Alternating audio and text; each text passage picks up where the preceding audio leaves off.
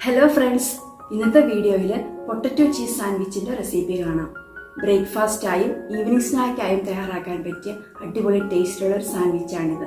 ഉണ്ടാക്കിയെടുക്കാൻ വളരെ എളുപ്പവുമാണ്. ഞാൻ Lisha, welcome to my channel the coffee mug. അപ്പോൾ നമ്മുടെ സാൻഡ്വിച്ച് ഉണ്ടാക്കുന്നതിന് ഞാനിവിടെ 2 മീഡിയം സൈസ് ഉരുളക്കിഴങ്ങ് വേവിച്ചെടുത്തിട്ടുണ്ട്. ഉപ്പിടാതെയാണ് വേവിച്ചെടുത്തേക്കുന്നത്. നന്നായിട്ട് വെന്ത് കിട്ടിയിട്ടുണ്ട്. നമുക്കിനി ഇവയൊന്ന് മാഷ് ചെയ്തെടുക്കാം. മാഷർ ഇല്ലെങ്കിൽ ഒരു ഫോർക്കോ സ്പൂണോ ഉപയോഗിക്കാം, അല്ലെങ്കിൽ നമ്മുടെ കൈക്ക് തന്നെ ഉടച്ചെടുത്താലും മതി കേട്ടോ.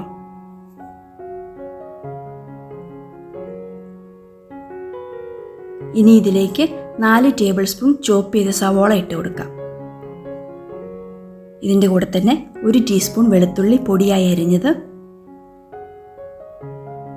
4 ടേബിൾ സ്പൂൺ ക്യാപ്സിക്കം ചെറുതായി അരിഞ്ഞത്, 3 ടേബിൾ സ്പൂൺ തക്കാളി ചെറുതായി അരിഞ്ഞത്. ഇനി നമുക്ക് പൊടികൾ ചേർത്ത് കൊടുക്കാം. 1/2 ടീസ്പൂൺ ഉപ്പ്, 1/2 ടീസ്പൂൺ കാശ്മീരി മുളക് പൊടി, 1/2 ടീസ്പൂൺ കുരുമുളക് പൊടി, 1/2 teaspoon chilli flakes,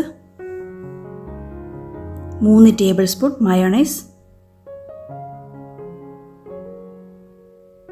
2 tablespoon chop ചെയ്ത മല്ലിയില. ഇവയെല്ലാം നന്നായി മിക്സ് ചെയ്തെടുക്കാം.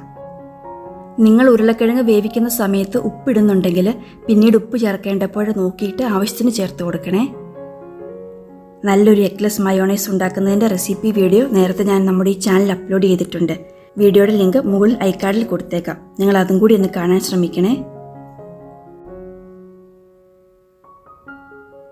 നന്നായി മിക്സ് ചെയ്തെടുത്തിട്ടുണ്ട്.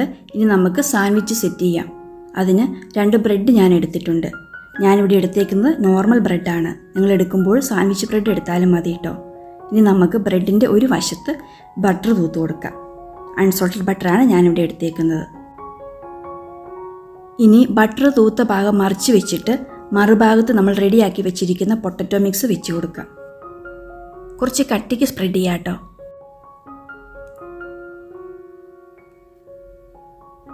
ഇനി ഇതിൻ്റെ മുകളിലായി മൊസറല്ല ചീസും കൂടി വെച്ച് കൊടുക്കണം.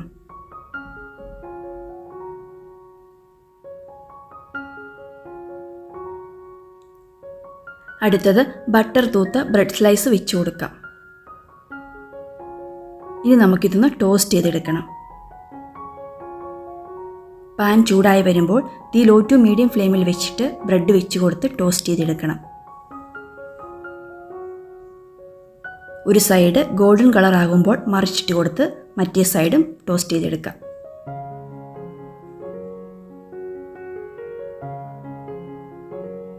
ഇപ്പോൾ നമ്മുടെ പൊട്ടറ്റോ ചീസ് സാൻഡ്വിച്ച് റെഡി ആയിട്ടുണ്ട്. നമുക്കിനി ഇതൊന്ന് കട്ട് ചെയ്ത് നോക്കാം. ഈ ഒരു മിക്സിൽ നിന്ന് ചെറിയ ബ്രെഡ് ആണെങ്കിൽ 7 സെറ്റ് സാൻഡ്വിച്ച് ഉണ്ടാക്കാൻ സാധിക്കും. ചൂടോടുകൂടി സെർവ് ചെയ്താൽ വളരെ ടേസ്റ്റി ആയിട്ടുള്ള ഒരു സ്നാക്കാണിത്. ഇത് കുട്ടികൾക്കൊക്കെ ഒത്തിരി ഇഷ്ടപ്പെടും. നിങ്ങൾ ഒരു പ്രാവശ്യമെങ്കിലും ഉണ്ടാക്കി നോക്കുക. റെസിപ്പി നിങ്ങൾക്ക് ഇഷ്ടപ്പെട്ടെന്ന് വിചാരിക്കുന്നു. അപ്പോൾ നമുക്ക് മറ്റൊരു നല്ല റെസിപ്പിയുമായി വീണ്ടും കാണാം. Thank you.